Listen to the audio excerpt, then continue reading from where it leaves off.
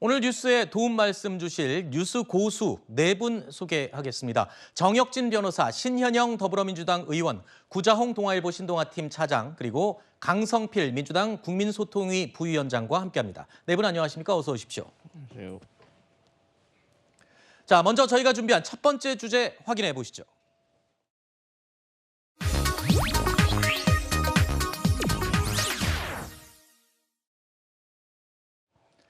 22대 국회 임기를 코앞에 두고 다수 의석을 얻은 민주당이 어떤 법안을 1호 법안으로 낼지 관심이 쏠리고 있습니다. 민주당에서는 1인당 25만 원 민생회복지원금을 22대 국회 우선 과제로 꼽고 있습니다. 국민 모두에게 1인당 25만 원, 가구당 평균 100만 원의 민생회복지원금 지급을 제안합니다. 코로나 때 재난지원금을 그랬던 것처럼 지역화폐로 지급하도록 하겠습니다. 연간 예산에 비하면 정말 푼돈에 가까운 13조 원, 이걸로 여러분 가구당 100만 원씩 줘서 그걸로 동네 장 보러 다니면 경제가 활성화되는 거예요. 이 무식한 양반들아, 이렇게 하면 된다고요. 대한민국은 대통령이 없습니다. 없으면 차라리 나요. 자, 박찬대 민주당 신임 원내대표는 어제와 오늘 이틀 연속으로 이 1인당 25만 원 민생회복지원금 지급을 22대 국회 최우선 과제로 꼽았습니다. 거기에다가 이 대통령과의 이 회담에서 대통령이 거부 뜻을 밝혔던 법안까지 패키지로 강행하겠다라는 뜻을 언론에 계속 밝히고 있는데, 글쎄요, 국민의힘 측에서는 이 부분에 대해서 이제 이 민주당의 입법 독주가 시작됐다, 이렇게 표현을 하더군요. 일단 우리나라 인구가 얼마냐면요. 추계를 봤더니 5,175만 1,065명이에요. 네. 여기에다 제가 25만 원을 곱해봤더니 12조 9,377억이 들어간다는 이야기예요. 그 조금 전에 봤더니 이재명 대표는 이 13조에 가까운 돈이 큰 돈이 아닌 것처럼 이야기했지만, 이 13조라고 하는 돈은요, 원전을 지어도 여러 개를 지을 수 있고 어마어마한 돈 아니겠습니까? 그런데 그 효과를 분석을 해봤더니 이와 같이 지난번에 그 13조를 이렇게 보냈어도, 네. 썼어도 현실적으로 효과는 한 30%밖에 없었다라고 하는 게 KDI의 연구 그 보고서라고 제가 그걸 갖다가 본 것 같은데, 그런데 지난번에 문재인 대통령 때 25만 원 했던 거는 그거는 정부가 결단하는 거거든요. 법으로 하는 게 아니에요. 네. 왜냐하면 국회에서 만드는 법은, 법이라고 하는 건 뭐냐면은 일반적이고 추상적인 규정을 만드는 게 그게 법이란 말이죠. 그러니까 저는 궁금한 게 도대체 민주당에서 1인당 모든 그 이재용 회장부터 갓 태어난 아기까지 모든 사람에게 일률적으로 25만 원을 준다라고 한 법 규정을 네. 구체적으로 어떻게 만들 수 있을지 전 그것부터 좀 희한하다, 그런 생각이 들고요. 네. 그다음에 이런 식으로 모든 법을 만들고 또 대통령이 거부권 행사하고 그러면 네. 공무원들이 어떤 일이 있냐면, 민원인이 매일 똑같은 민원 제기하고 그걸 갖다 또 그 거부하고 이런 모습을 네. 제1당이 계속 보여줄 것인가? 네. 전 참 답답하다는 생각까지 듭니다. 뭐 일단 민주당 측에서 이 특별법, 특검법 등 여러 가지 법안에 대해서 입법을 강행한다라는 얘기는 이미 알려져 있습니다만, 글쎄요, 방금 말씀하신 것처럼 입법과 거부권 행사 반복되는 것은 불보듯 뻔하다. 민주당 측에서 지금 어떻게 보십니까? 1호 법안 내용에 대해서. 예, 우리가 21대 국회 처음 시작할 때로 다시 한번 돌아가서 생각을 네. 해보면 첫 번째 그 입법은 일하는 국회였습니다. 그만큼 지난 4년간 국회가 일을 제대로 했느냐 했을 때 많은 국민들께서 제대로 일을 못했다. 그 이후에는 상당한 뭔가 민주당의 입법 독주 프레임을 씌우면서 반대를 위한 반대를 했던 국민의힘이 있었고요. 그렇기 때문에 이번 총선은 정부 여당에 대한 심판으로서 국민들께서 해야 될 일을 그대로 해라 라는 의미라고 민주당 받아들이고 있습니다.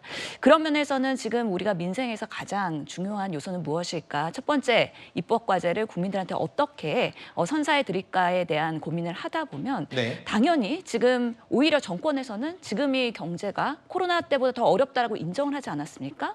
그렇다면은 그 코로나 시기에 우리가 4번의 그 재난지원금을 지급을 했었는데, 첫 번째는 전 국민 지급을 했을 때 경제 활성화에 도움이 됐다라는 평가와 그런 분석이 있습니다. 네. 그만큼 소상공인과 골목시장 활성화를 위해서는 이런 25만 원의 지원금이 도움이 된다라는 것이 이재명 대표의 선거 때부터의 생각이었고요.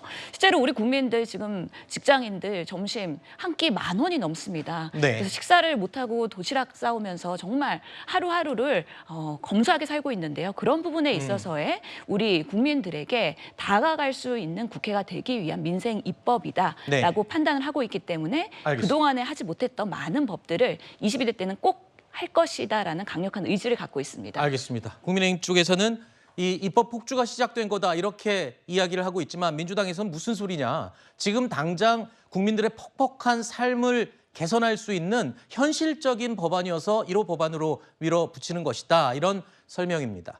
자, 그러면 이런 입법을 진행을 하려면 당 내에서도 어떤 여론과 분위기가 형성이 돼야 되겠죠. 지난 3일에 민주당 신임 원내대표를 뽑는 투표를 앞두고 이재명 대표가 22대 총선 당선자들에게 이런 말을 했습니다. 이 말이 지금 정치권 뉴스에 많이 오르내리고 있죠. 들어보시죠.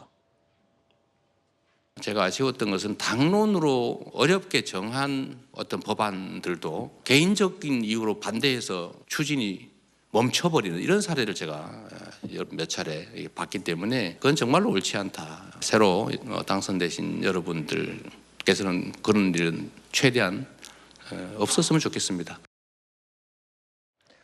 쉽게 얘기하면 당에서 추진하는 일에 대해서 이견을 갖지 말고 다 같이 한 목소리를 내자 뭐 이런 의미인 것 같은데요. 이재명 대표의 이 말을 두고 일각에서는 다양성이 실종되지 않겠느냐라는 우려가 지적으로 나오기도 했습니다. 박찬대 원내대표가 이재명 대표의 말에 이런 주장을 덧붙였습니다. 22대 국회에서는 더불어민주당에는 그러면 박용진 의원 같은 분들, 이상민 의원 같은 분들, 조응천 의원 같은 분들 과연 볼 수 있겠느냐. 다양성은 예. 결국은 생태계와 공동체의 유익이나 우선을 위해서 필요한 거죠. 민주당을 위해서, 국민을 위해서 쓴소리했다 그랬는데 예. 귀에 닿는 대로 바로 국힘당으로 옮겨가지 않았습니까? 비판하는 목소리 건전하게 나와야 하지만 모든 게 과유불급이라는 게 있지 않습니까? 모두가 수용하고 이해할 수 있는 범위 안에서 적절하게 이루어져야 된다고. 자, 이에 대해서 어떻게 보십니까? 구자웅 차장은 이게 한 목소리를 낸다, 다양성이 사라질 것이다 이런 쪽인가요? 저는 뭐 효율성을 강조할 수는 있다고 생각이 듭니다. 네. 왜냐하면 이 한 원팀으로서 한 목소리를 내야만 이 입법이 원활하게 이루어질 수 있다. 이런 취지로 이재명 대표나 아니면 박찬대 원내대표가 얘기했을 것으로 이해는 합니다. 네. 그런데 민주주의는 효율성도 중시하지만 다양성을 생명으로 합니다. 민주주의 금원 중에 이런 얘기가 있지 않습니까? 나는 당신의 의견에 동의하지 않습니다. 하지만 당신이 나와 다른 의견을 얘기하는 것을 보장하기 위해서 내가 목숨을 걸고 싸우겠습니다. 이것이야말로 민주주의의 이 건강성을 확인시켜주는 근원 아니겠습니까? 저는 아직 22대 국회가 개원도 하지 않았는데 왜 이렇게 먼저 입단속을 하고 한 목소리를 강조하는지 이재명 대표, 앞으로 박찬대 원내대표, 민주당을 어떻게 이끌고 나갈지 상당히 관심 있게 지켜볼 필요가 있어 보입니다. 네, 근데 구 차장이 본인이 얘기하기 전에 앞에 그랬어요. 효율성 차원에서 당이 어떤 정책을 입안하고 입법을 추진하려면 당이 한 목소리를 내야 되는 게 효율성이 있는 건 맞죠? 네, 맞습니다. 이 당이라는 게 무리당자 쓰는 거 아니겠어요? 네. 근데 그 전에 이재명 대표가 이 말을 하기 전에 이 앞단의 내용이 좀 빠진 것 같습니다. 그 네. 말은 무엇이냐면 이 초선이 되면 옆에서 재선, 삼선 의원들이 초선들이 막 나서가지고 얘기하는 것보다 초선 때는 좀 지역구도 잘 다지고 네. 의정활동 열심히 해라. 뭐 못이 튀어나오면 망치로 맞는다. 이런 어떤 충고들을 많이 해서 당내 어떤 소장파들의 어떤 목소리가 조금 줄어든 것 같다. 그래서 이재명 대표가 토론을 할 때는 치열하게 좀 하고 네. 대신에 그 치열한 토론 끝에 결론이 나오면 좀 단일 대우를 맞추자 이런 뜻이거든요. 네. 아니 국민의힘도 그렇게 하잖아요. 안철수 의원 해병대 특검 관련해서 찬성한다고 했는데 퇴장했지 않습니까? 왜? 당론이니까. 네. 그리고 이상민 의원이 어떻겠습니까? 저희 민주당에 있을 때는 해병대 특검 찬성하셨잖아요. 네. 그런데 국내에 가셔서 어쨌어요? 퇴장하셨잖아요. 왜 그럽니까? 당론이니까. 그래서 이 당이라는 것이 이재명 대표 말처럼 본인의 신념과 철학에 너무 어긋나면 모르지만 당론이면 좀 지켜야 될 의무도 있는 것이다. 이렇게 말씀하신 겁니다. 죄송스러운 얘기인데 이 과거에 이 당론과 좀 다른 소신 있는 발언을 했다가는 글쎄요, 강성 지지자들한테 공격받는 일도 좀 많았거든요. 그런 부분에 대해서는 의원님은 어떻게 보십니까? 왜 저한테 여쭤보시나요?